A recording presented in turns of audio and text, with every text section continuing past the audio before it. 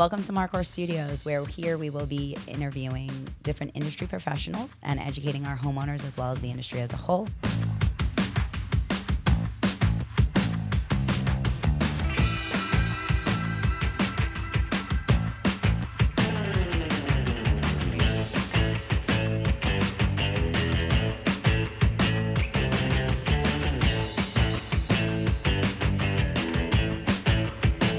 We hope you enjoy the show. Welcome to Marcor Studios. We are here today with Jack and Ryan. Very excited to have you guys here today. Thank you for coming. You didn't really have much of a choice. No, but I'm here. Not a far walk over here. Right. He was summoned. But yeah, so let's talk solar and batteries. Why don't you guys tell us, a little bit of your background.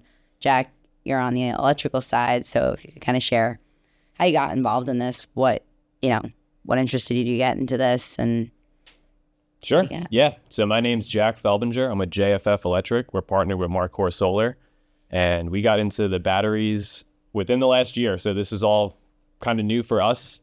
We've really been doing a lot of jobs for EV chargers. So that's kind of where this interest sparked. And then we got into the solar side more recently, and now the batteries are a real potential benefit for all homeowners who have solar or who are interested in getting solar in the future. So there's a lot of benefits. There's a lot of misconceptions to go over too. So I hope we can talk about that today. Yeah. And we'll go over everything. So did you get into this like with your dad the same way I did, like by default, or because you wanted to? Actually, I would say both. It depends on what time period we're talking about. I would say growing up, I had no interest in ever working in the electrical business. I always did it as a child. Kind of on and off, like, through summers of school. Yeah. At the time, when my father started the business in 1995, most of our work was all commercial. So it was all like traditional, like commercial wiring, mainly for accounts like 7-Eleven, Burger King, McDonald's, a lot of those types of jobs. So very different than what we're doing now. It's almost like we're doing an entirely different business now. It's electrical work, but it's a lot different. We're like direct to the customer now, so there's a lot of benefits to that, and we're taking advantage of like the new technology that's coming out. Yeah, which is awesome, and I love like that like generational thing, and like that fact that you can relate to kind of what I live with now, working with my father. And when I met your dad, it was, I don't know if he ever told you the story about when I met him, but it was when he was the building inspector in East Rockaway, and nobody said, and nobody said, hey, you need a permit here for a roof replacement. And we were a sub on the job, and he shut my job down. And I was like, I need to meet you. And when he called me, so the next morning I met with him, and I was like, I got to know, like, how'd you do this? Because he's like, well, roofing is a Category 1 alteration. You need a permit per New York. And I was like, good point. I love that you did that. And then, he was sharing about how he's on the electrical boards. And then, we started talking about how we operate as a solar company. And, the same reason why you don't want to be up on the roof is the same reason why I don't want Ryan working in a box. You're the electrician. You guys handle that part. And we are the roofing and solar installations team. And that's our part. So we love working with you guys. And I think it's been a great partnership so far. And Ryan, same here. Why'd you get involved in this?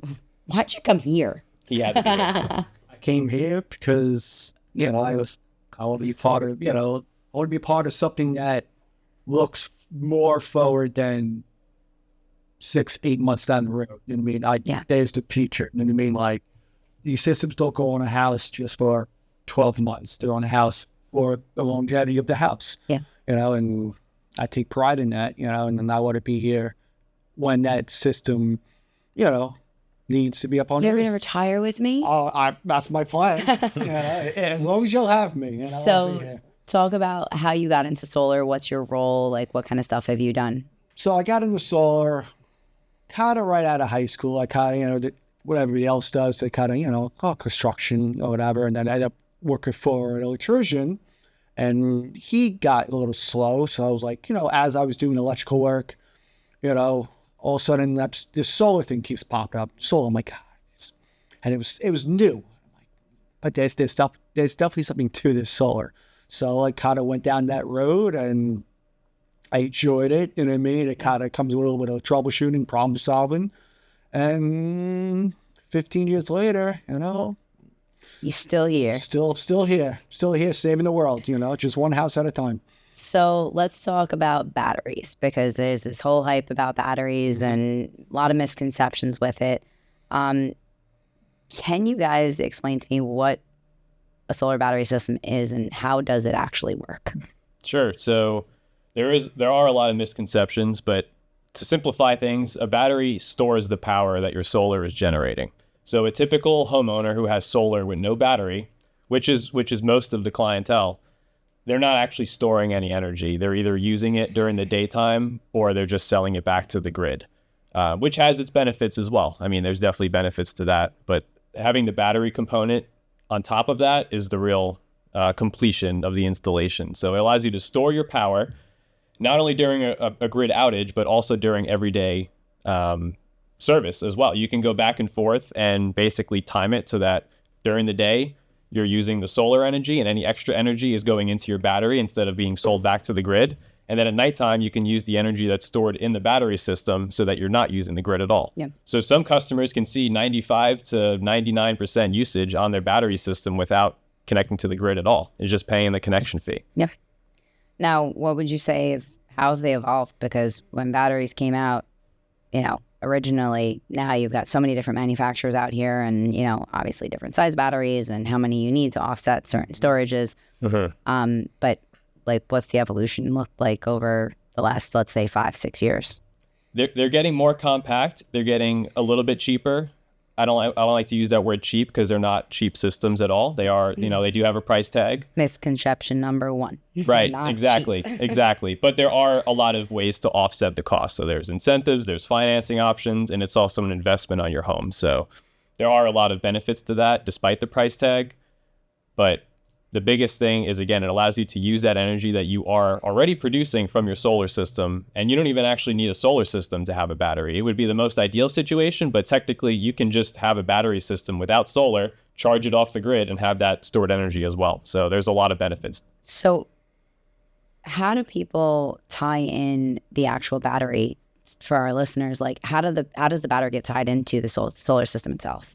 Sure. So it gets wired into the inverter. So basically the power comes from the panels, and in normal operations, it would go into the panel itself and just power the home that way. So instead, there's just basically, you're putting one more step into the system and it goes into the battery and the inverter system from there. So then it branches off to where it's needed. So how much energy would we say a typical battery can offset?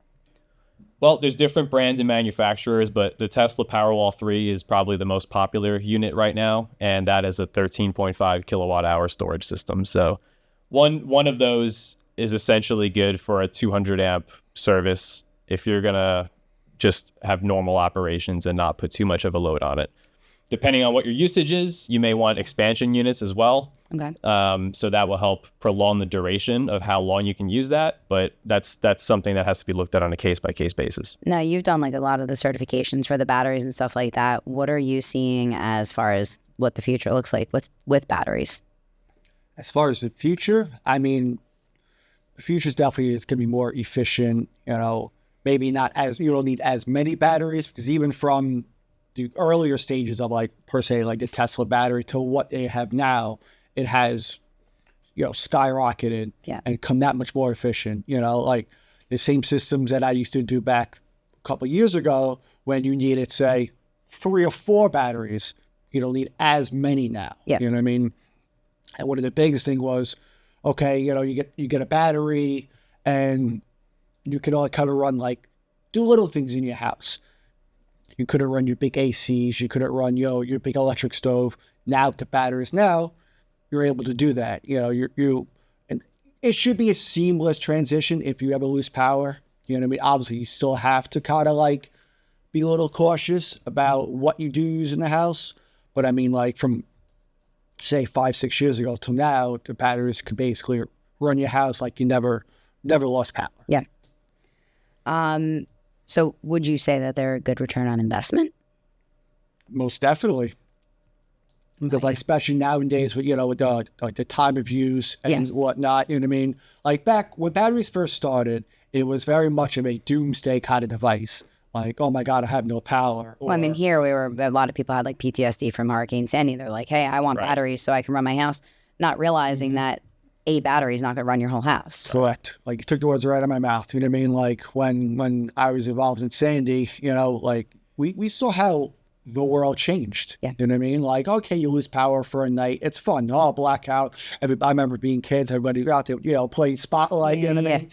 But you start losing power for 3-4 days. Sure. You know, things happen in the world, you know? So, you know, with these batteries, you know, they were eventually, you know, usually a doomsday device. Now they're used, okay, so wants to hike up the, you know, the rates between 9 and 5, whatever it is.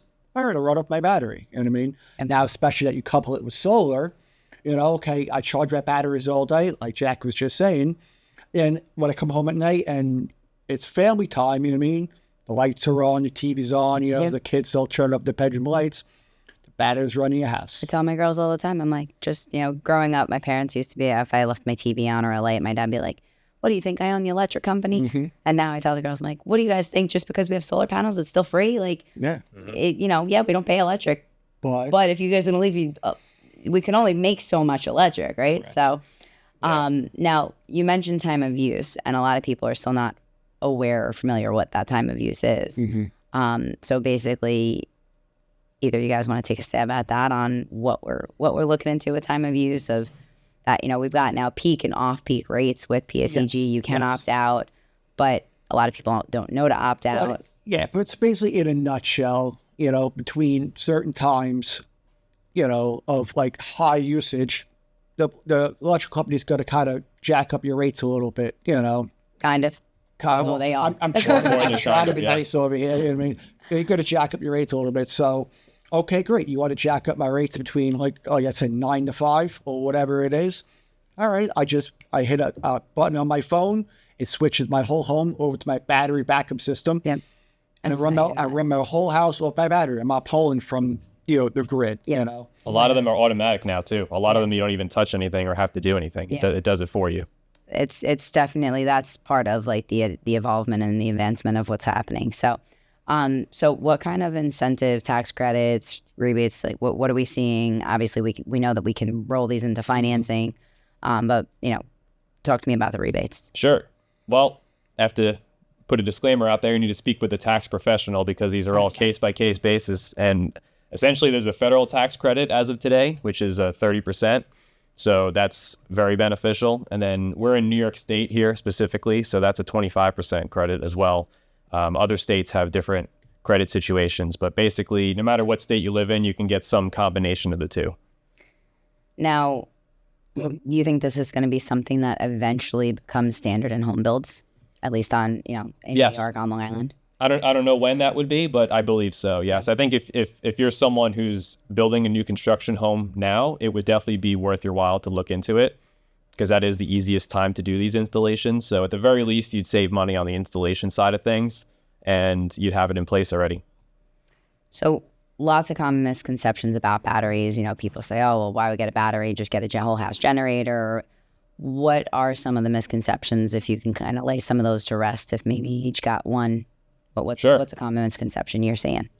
It's not one or the other. You can have both systems. I mean, ideally, if it were my house, I would want both systems, and that's why. Generator and batteries. Yeah, you can have a gas generator. So as long as you have gas, you have fuel for that. I mean, we deal with a lot of homes that already have full home backup generators. So there's a little bit more electrical work involved with it, but we can make it work so that you can use either system. You can't use them together. They don't work together. They have to be isolated. But you can have a transfer switch so that you can basically use either system. So the purpose of having both, just for people who don't understand, like what the benefit of both. If you have a whole house generator, they say, well, why do I need why would I need a battery?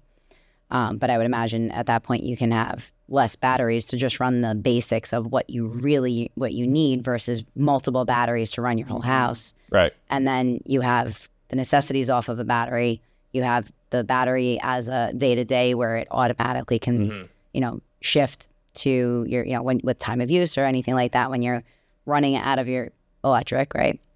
But then in a situation like a Hurricane Sandy, having a whole house generator, now you're flipping that on, and let's say, God forbid, it's the winter and there's snow on the roof, which, I mean, we haven't really seen happen, but anything's possible. Correct. The day after tomorrow is on my TV often, and it's like my biggest fear. Right. But ultimately you get something where, everything just shuts down. You want to be able to tie into the gas, but a lot of people don't have access to gas online. Right. And so that's where that's batteries come also a big thing because yes, you can run it off like a propane tank, but that doesn't last very long. Yeah. You know what I mean? So, what about you? What do you think as far as a common misconception you hear on batteries? I say for me, it's just that people think that one's going to run it, run their whole house. It depends on what you want out of the system. You have to set realistic expectations. Yeah. So one battery can work for a lot of people. It can work, but for how long it can work, that depends on the usage. Yeah. So, and I think it's also a matter of the costs are something that people are not really understanding, that there's heavy costs involved in batteries, and yes, there's rebates available, and that's a fantastic thing, and there's financing. But we've talked bidirectional batteries as well. You want to touch on bidirectionals? Yeah, well, every electric vehicle is a battery on wheels. So there's a lot of new technology coming out on that side of things, where like the Tesla Cybertruck, for example, or the Ford F-150 Lightning, or the GM Sierra, basically you can use that vehicle as a bidirectional charger so that if the power goes out and you have that vehicle parked and plugged in, it can power the house or certain circuits. So if you have that set up with solar, with the battery, that's the complete package. That's the best way to do it. A lot of the systems are not 100% compatible at this time, but they're all working on it. Yeah. I mean, I know like Tesla specifically, their goal is to have all of their EVs perform that function, even the older ones that came out 10 years ago. So they're working on, backdating that. Yeah. So that's definitely the way to go. But yeah, there's a lot of cool technology coming out, and we're trying to take advantage of that right now. So what would you guys say that somebody should consider before getting a battery? What are some things that they should really make sure that they're doing their homework on? If they have solar or don't have solar, I mean, if you don't have solar and you're going to get a battery system, you can do it. It's still beneficial, but it may not be what you're expecting out of it. You may not necessarily save too much money aside from just transitioning between the peak and off-peak rates. Yeah. But yeah, either one.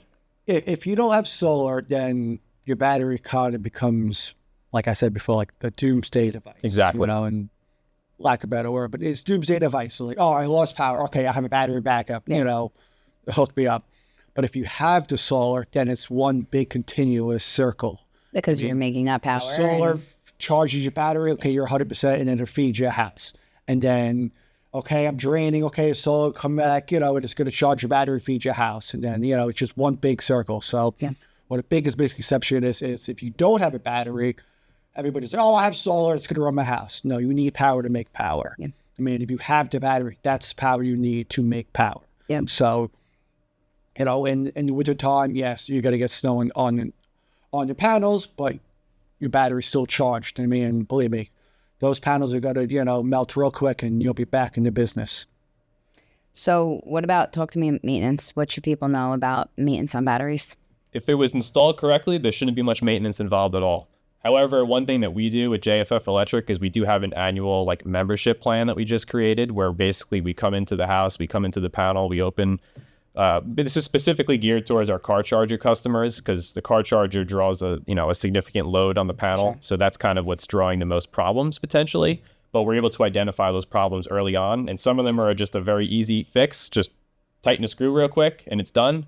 And it can prevent costly problems in the future. So that would be kind of the maintenance side. But as far as the individual units and their maintenance required, there really isn't much maintenance at all. Okay. Just preventative maintenance, which we recommend. Now, lots of myths running around. I know there's misconceptions, but there's false information that comes out about these batteries too. You want to share some of the myths of correcting what myths we're hearing and what the truth is behind them? Sure. Well, the cost of these are definitely not cheap. There's ways to offset the cost through incentives and financing, and also just looking at it as an investment for your property and home. So there's a lot of benefits to that, but this is not like a few $100 job. I mean, these are typically in the a few $1,000s minimum just for one battery. Yeah. So the unit themselves are pretty pricey. Like a Tesla Powerwall 3 for one unit with no accessories or nothing else, no labor materials, is around $8,500. So for the battery alone. Exactly. Yeah. So it's definitely something to look into and talk to a professional while you're doing the planning, especially if it's a new construction home. just this way you have that information and price tag up front and don't get caught by surprise. So now if somebody were on the fence and they were unsure, hey, maybe I like the idea of batteries, but I'm not sure, but they're like right there, they're like tip of the edge at the diving board, what would you tell them? Do you think your utility bill will go up or down in the next few years? I think that's the most obvious answer that anyone can say. Clearly, we know what that answer is. Right. So if you look at the price of the installation plus the units and the money saved through the energy cost, you're getting a better deal long term with the battery system. Plus, you also have that doomsday preparation, I guess you can say. So you do have that availability for a power outage, but you also have that, it's usable every day as well. So there's a lot more benefits. It's that peace of mind. Exactly. When listen, we all are excited when the storm comes, this and that, but when things hit the fan, just that, all right, well, I got power, I got batteries, you know what I mean? I mean, think about how somebody, God forbid, somebody has to rely on medication that has to be refrigerated, or literally just got to sell. You know what I mean? The kid who has asthma and has to have a nebulizer that has to be plugged into the wall. There's so many different things that you can run into. One last thing that I wanted to really touch base, because this is another, I feel, a misconception, is people say, well, I have solar and I don't have an electric bill, so why do I need a battery? Well, if you don't have a battery system, your energy is just, you're either using it during the day when it's available, or you're selling it back to the grid, and it's not there at nighttime, and it's not there when the power is out. So it could be good for some people, but again, if you have that battery component, you're really completing the puzzle. Yep. So I think that was pretty awesome, because I think that there's a lot of questions on batteries, and I think they're only going to continue. I think a lot of people have, in the beginning, I think they came out as more of like, ooh, they're like sexy looking, and like people, it was a want. I think it's starting to become more of, we're going to see this becoming more of a need. There's going to be definitely an increased demand on these. Right. So, as far as our listeners, definitely do your homework on this. Make sure you understand what, questions you should be asking when it comes to getting a battery. How is it going to offset your storage benefits and the usage that your personal home needs? And anything else you guys want to share? Yeah, I have one last thing. So again, the bulk of our business with JFF Electric is we install car chargers for EVs. Those draw a lot of load, and there's a lot of, this is all still a new market now. Eventually, the direction that this is going is, I think every home is going to have one of these. So there's a new demand being placed on the infrastructure here. And again, this is Long Island, New York City metro area. This has been built up for the last few hundreds of years. Sure. So this is an older area. A lot of homes are older. The grid is really not set up for all this. So the battery component helps you it gives you that peace of mind and the ability to do all that without worrying about tripping your main breaker and losing power in the house because you're drawing too much of a load. Yeah, very good point. I definitely see this morphing more into the future of it, like I said, being less of a want and more of a need. So it's important. People are going to just have to do their homework and make sure that they know what they're getting, just like we tell them all the time with solar. Make sure you understand what you're getting, who you're getting involved with, what types of warranties you're going to get. So I really appreciate both you guys being here and all the input you guys had. I think that this was very enlightening as far as a lot of the misconceptions and misunderstandings on batteries. Again, I think there's just not enough people talking about it yet. So I really appreciate it. Thank you for having us. Thank you.